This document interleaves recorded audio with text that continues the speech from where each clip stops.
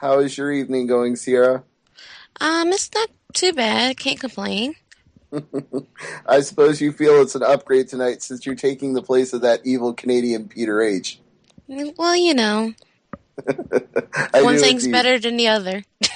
I know what you always say about those damn Canadians, so I know anytime you can take Peter's place, you feel like you're at the catbird seat. Yeah, it's an Well, upgrade. speaking of the catbird seat, we have the brand new Bombshell Ladies of Wrestling champion on the line with us right now. Missy Sampson, how are you doing this evening?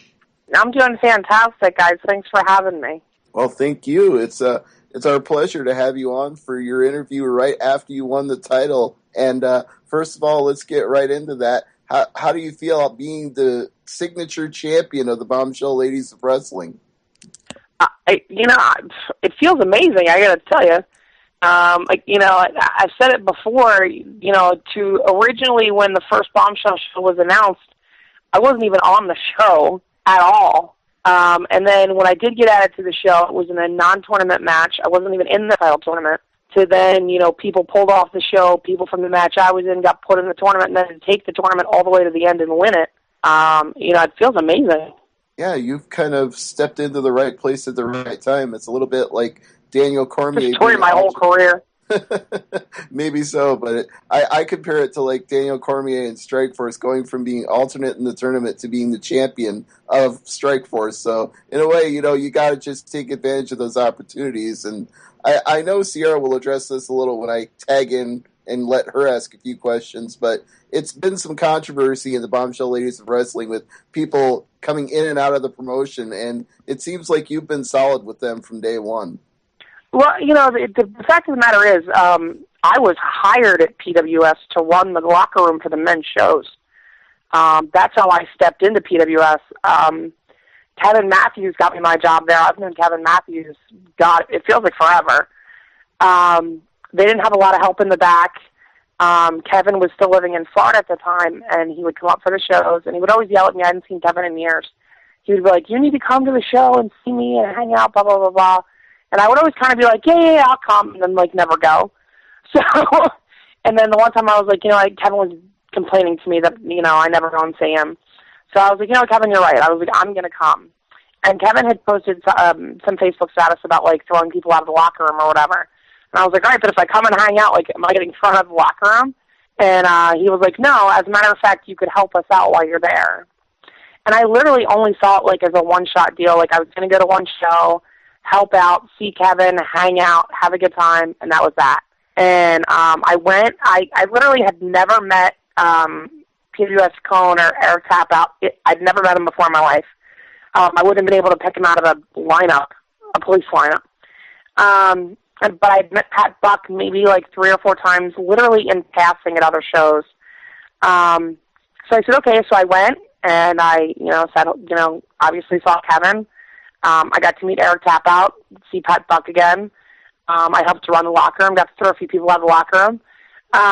And Kevin called me the next day. He was like, not to mention I was paid to do it. They paid me at the end of the night, which is always a bonus. And Kevin called me the next day. They were like, they love you. They'd like you to come back for every show. And I was like, okay.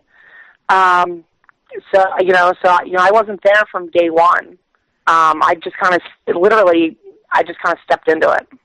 Well, maybe not day 1 per se, but maybe we'll say day 1.5 because, as you said, you're an enforcer in the back, and now you're an enforcer in the front, too, with that title and all the women that are going to be challenging you for that belt. So it's got to be a lot of pressure on your shoulders right now, knowing that everything is going to be focused around you and B.L.O.W. It is a whole lot of pressure. I realized that winning the title now puts a target on my back. But I've been doing this for 17 years, so there's not this isn't the first time a target's been painted on my back for one reason or another. I work well under pressure. I never in my life turned down a fight, so I don't let that stuff get to me. I'm looking forward to our April shows coming up. PWS Supercard 2013 on Thursday, April 4th, and Thursday, April 5th, WrestleMania weekend. I will obviously be there the night of the 4th. Me winning the title actually gives me a match on night 2 against a yet-to-be-named opponent. And there's a whole lot of pressure involved with that as well. I mean, if you look at those shows, those lineups are so stacked that I'm just honored to be able to be a part of those shows. I'll be honest, I'm just honored to be a part of the company. Well, I will say they made a good choice in having you on the company, because ever since your first interview on Tuesday Night AMP with Sierra and Frank, I've been, even before that, when you showed up in our chat room for our first interview with Marty Bell, I've been converted to a Missy Sampson fan. So it is a pleasure. Thank you very much. It is a pleasure for me to see you in this position of leading the charge of women's wrestling. But before I turn it over to Sierra, I want to ask you a question, because something that I noticed on your Twitter a while ago, like within the last week, is that apparently you've been dealing with a little bit of jealousy, or maybe some people who are disrespecting you being the champion. And I want to know what your feelings are on that and how that came about. Well, you would have seen, it would have been on my Facebook that you saw, because I don't think I addressed it on my Twitter. But, I won the championship belt, the company, put the announcement out there, put a picture. There was a bunch of positive feedback. There were people posting negative comments. I had fans and friends sending me, hey, did you see this? I can't believe this got said, blah, blah, blah. And it's not the first time that, negative things have been said about me.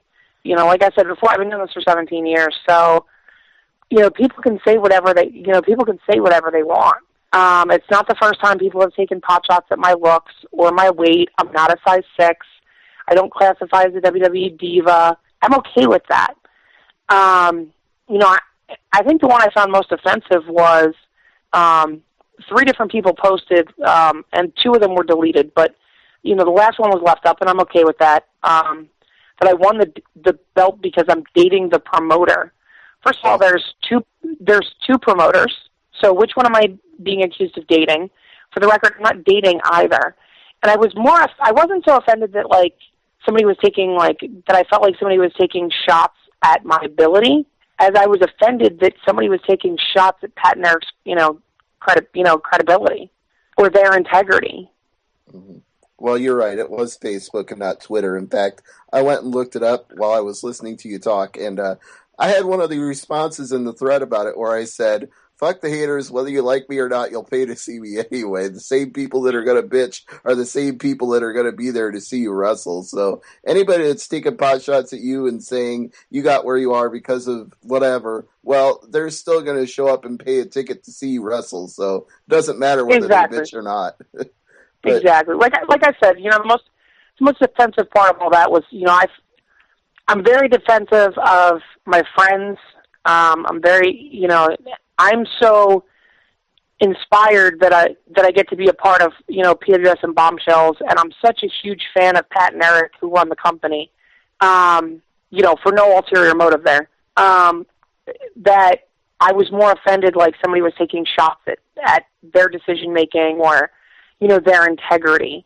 Let me tell you, if Pat or Eric were dating someone who was a wrestler, that would not be cause for that person to be put over.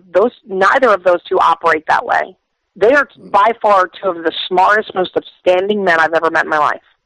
Yeah, I don't think I would call into question their integrity in any way, or your integrity for that matter. I don't think you would align yourself with PWS or be in the position you're in now if you thought that you were getting any favors or being put ahead because of your relationship with somebody in the company. So I exactly. Sincerely, anybody that thinks that's got another thing coming. And to address a previous comment you made before I move on and tag Sierra, I don't want to see every single woman in professional wrestling, whether it's on the indies or the big leagues, being compared to a WWE diva. I like a variety. I like women of all shapes and sizes. I like the Awesome Kongs. I like the Gail Kims. I like the Missy Sampsons. There's room for every different type. And the fact that everybody wants to fit into this cookie-cutter model that WWE made is, to me at least, ridiculous. I agree. Okay. To each their own. Exactly. And with that, I want to tag in Sierra to ask a few questions. So, Sierra, please go ahead. Yeah, to address this whole situation that you had posted on Facebook a few days ago, it was kind of crazy because at the same time, current Shimmer champion Sweet Soraya Knight had posted on her Facebook about her getting the same exact thing but she's getting death threats from fans saying that if she retains her Shimmer Championship at WrestleCon, that they're going to kill her. And Damn I it! was just, Damn I it! was I'm like, apparently not. I'm not that successful. Nobody's threatened to kill me yet. and I was Shit! just like, There's a level for me to try to achieve now. I want somebody to threaten to kill me if I retain my Bombshell title.